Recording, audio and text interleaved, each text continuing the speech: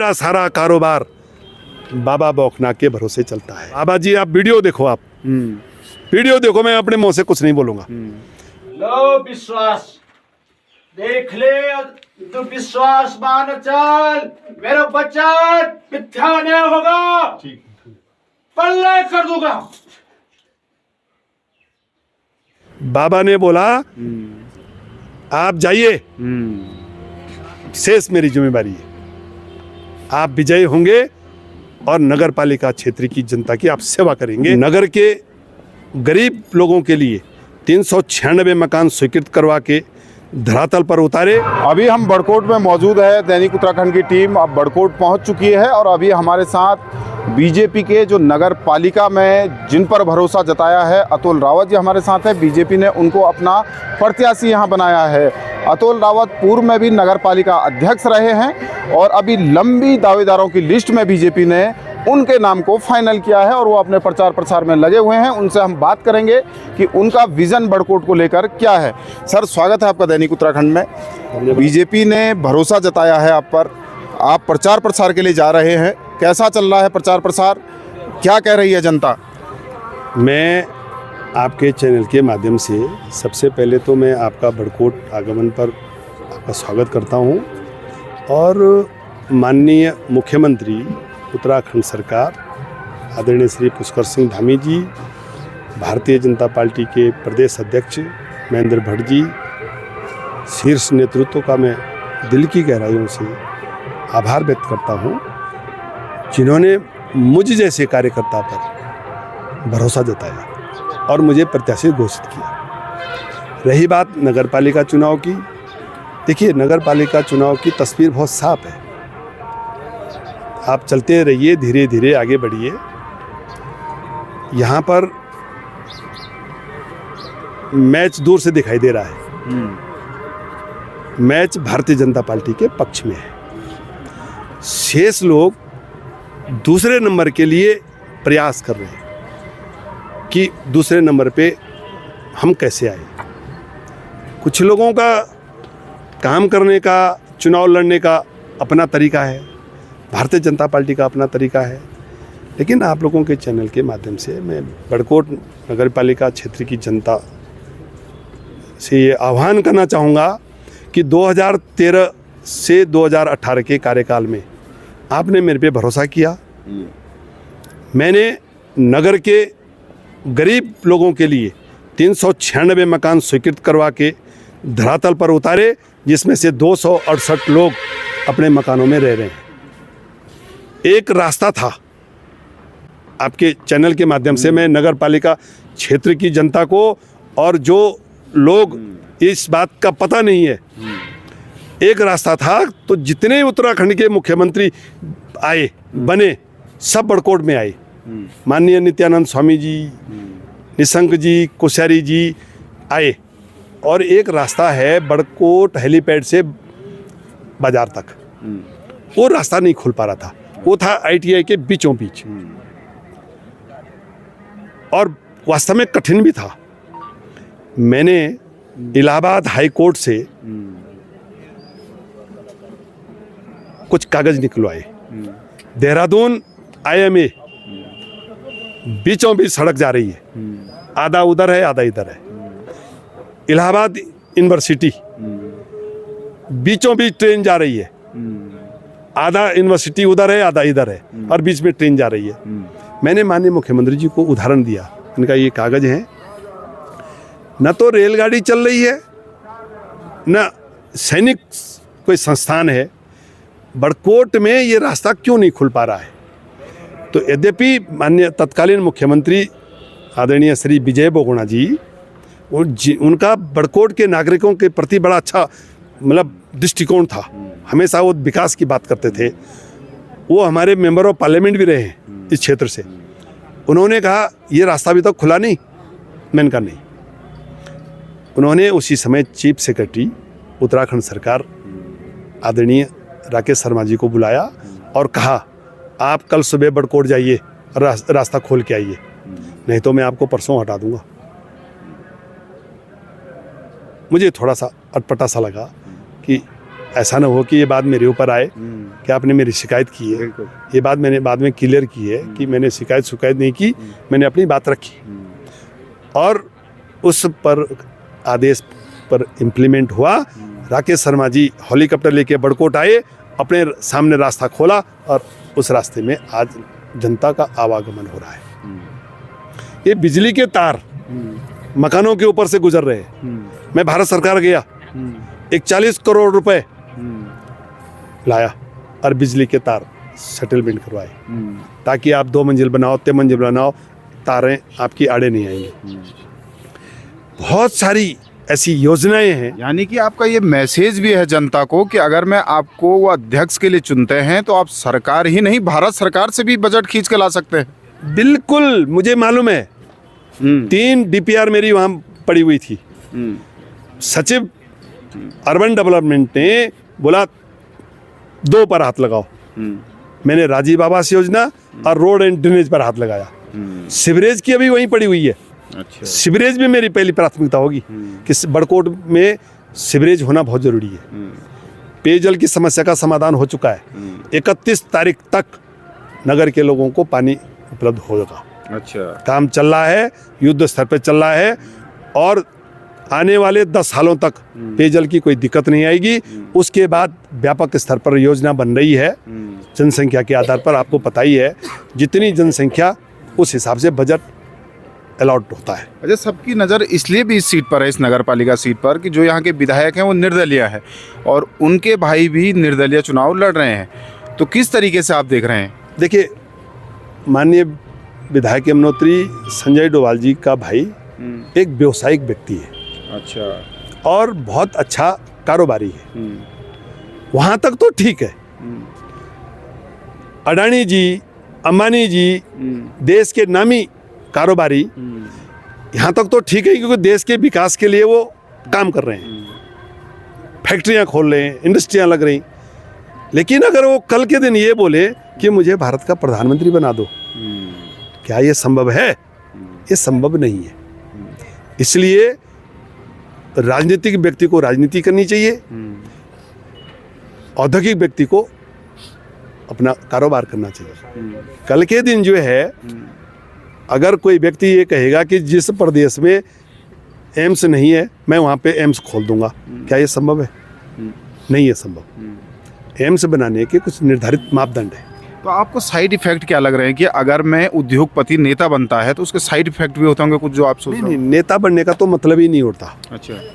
ये फैसला नगर पालिका की जनता ने कर लिया, ले लिया। खाली मोहर ठोकनी है 23 तारीख को। ये तो संभव नहीं है। लेकिन अच्छा रहता कि वो जो पैसा यहाँ बहा रहे हैं, जो शराब बांट रहे हैं, वो पैसा कहीं काम आता। मेरा आशय आप समझ गए होंगे। मैं आरोप नहीं लगा रहा हूँ। आप क्वेश्चन कर रहे हैं, जवाब उस हिसाब से बन रहा है। अब आमने सामने होते तो हम आमने सामने बात करते। अब आप मेरे से क्वेश्चन करें तो जवाब तो बनता है ना। और सामने कौन है क्या, ये कुछ नहीं है। शेष लोगों की दूसरे नंबर की लड़ाई चल रही है। और ये लड़ाई इसलिए हुई है ऐसी कि भारतीय जनता पार्टी का प्रत्याशी तय करने का एक निर्धारित मापदंड है। पूर्व का कार्यकाल, भारतीय जनता पार्टी में वर्क, LI की रिपोर्ट, जनता की रिपोर्ट, ये सारे मापदंडों पर जो आदमी खरा उतरता है उसको प्रत्याशी बनाया जाता है। मैं आभारी हूं शीर्ष नेतृत्व का, जिन्होंने सारे ऑब्जर्वेशन करवा के और मुझ पर उंगली खड़ी की और मुझको प्रत्याशी बनाया और नगर पालिका बड़कोट की जनता की भावनाओं का आदर किया। अच्छा, जो निवर्तमान अध्यक्ष हैं, यहाँ के अध्यक्ष थी, उनका कार्यकाल कैसे देख रहे हैं आप? देखिए, उनके बारे में मेरी ओर से किसी प्रकार की कोई टीका टिप्पणी न होगी, क्योंकि एक तो वो महिला है और उनका काम करने का अपना लाइफ स्टाइल अलग है, मेरा काम करने का लाइफ स्टाइल अलग है। उनके द्वारा किस प्रकार का काम किया गया ये आप जनता से जानकारी लो। क्योंकि मैं वो कांग्रेस की है, मैं बीजेपी का हूँ। अब मैं बोलना शुरू करूँगा तो आरोपों की छड़ी लग जाएगी। इसलिए मैं ये बोलना चाह रहा हूँ कि नगर पालिका का कार्यकाल साल भर पहले समाप्त हो चुका है। अच्छा। और साल भर तक प्रशासक के हाथ में है। प्रशासक किस ढंग से काम कर रहे हैं वो जनता को पता है।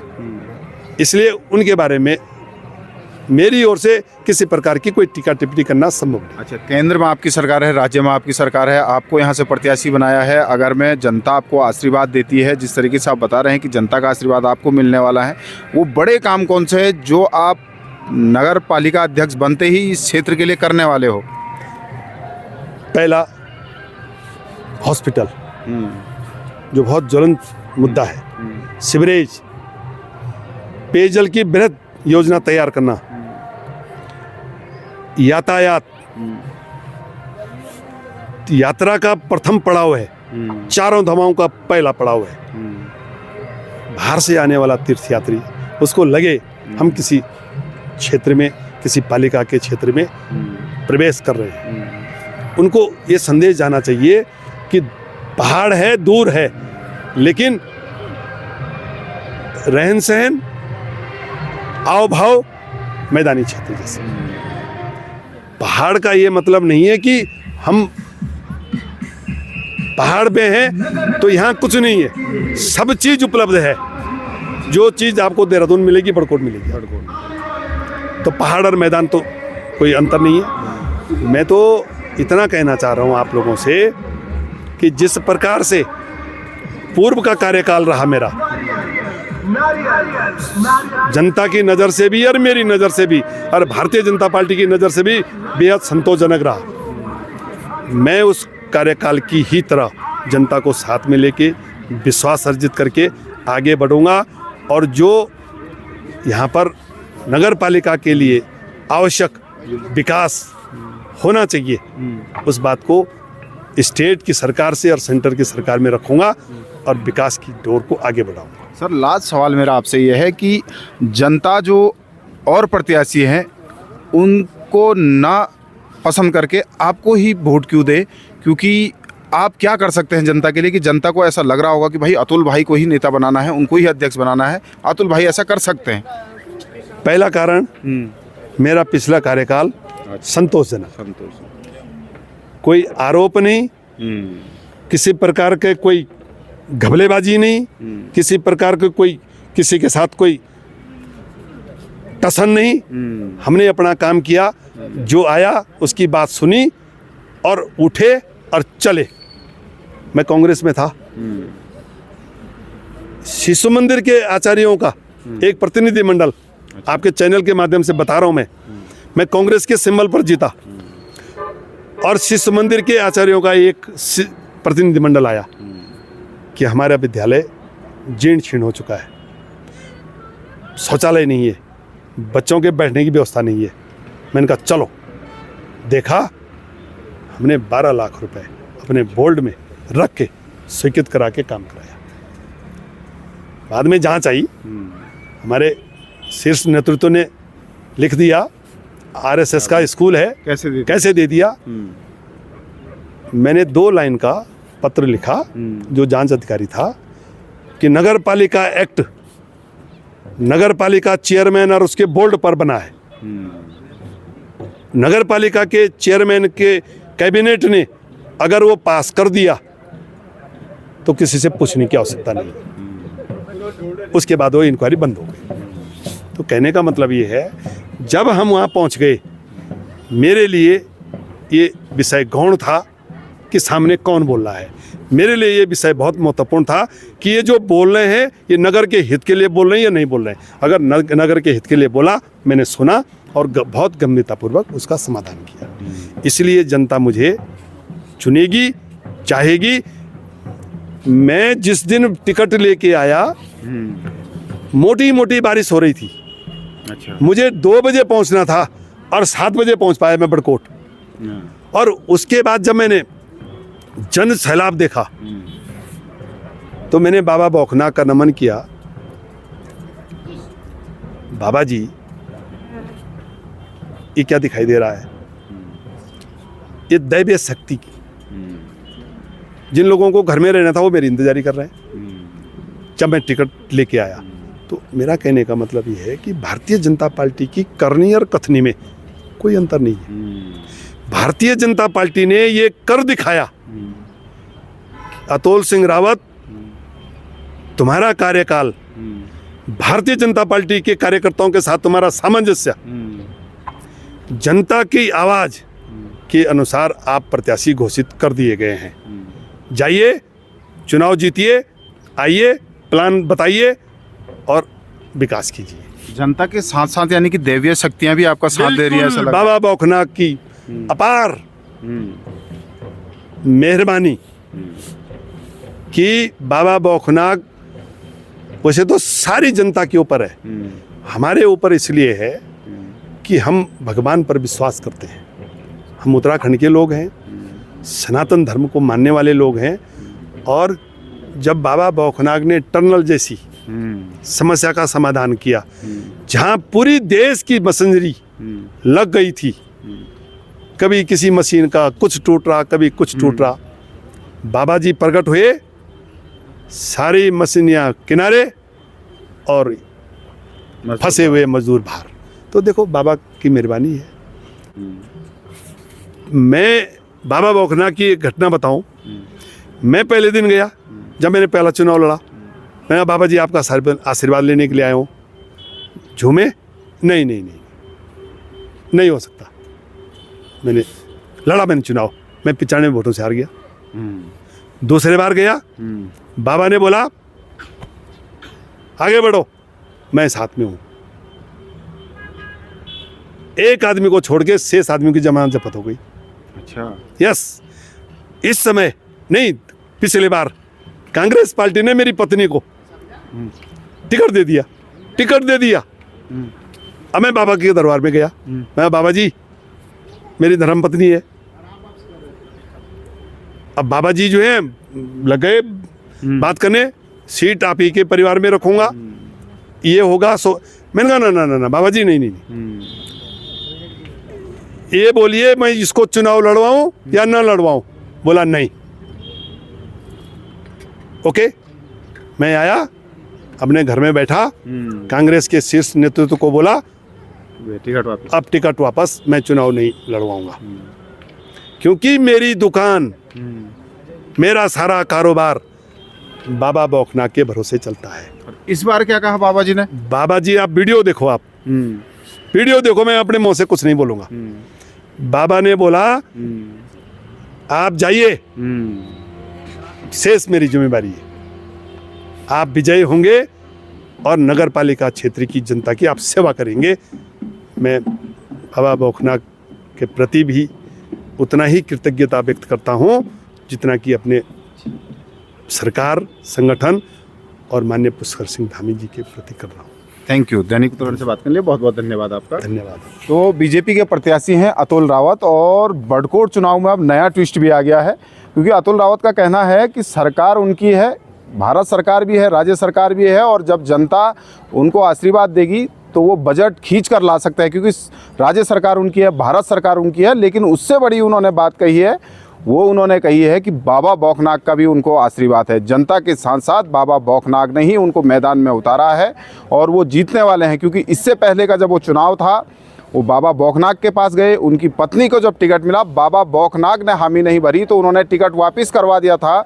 और इस बार जब बाबा बौखनाग ने उनको कहा कि आप जीतेंगे तो वो मैदान में कूदे हैं, और उनका कहना है कि बाबा बौखनाग और जनता की कृपा से वो जीत रहे हैं और यहाँ के क्षेत्र का वो विकास करेंगे। क्योंकि इससे पहला जो कार्यकाल उनका था, जब वो नगर पालिका अध्यक्ष यहाँ थे, उनका कहना कि 396 लोगों को, जो गरीब लोग थे, उनके लिए उन्होंने घर बनाया है। तो जब इस बार अगर मैं जनता उनको प्यार और आशीर्वाद देगी तो इस बड़कोट का विकास वही कर सकते हैं। बड़कोट से दैनिक उत्तराखंड के लिए मनोज चौहान।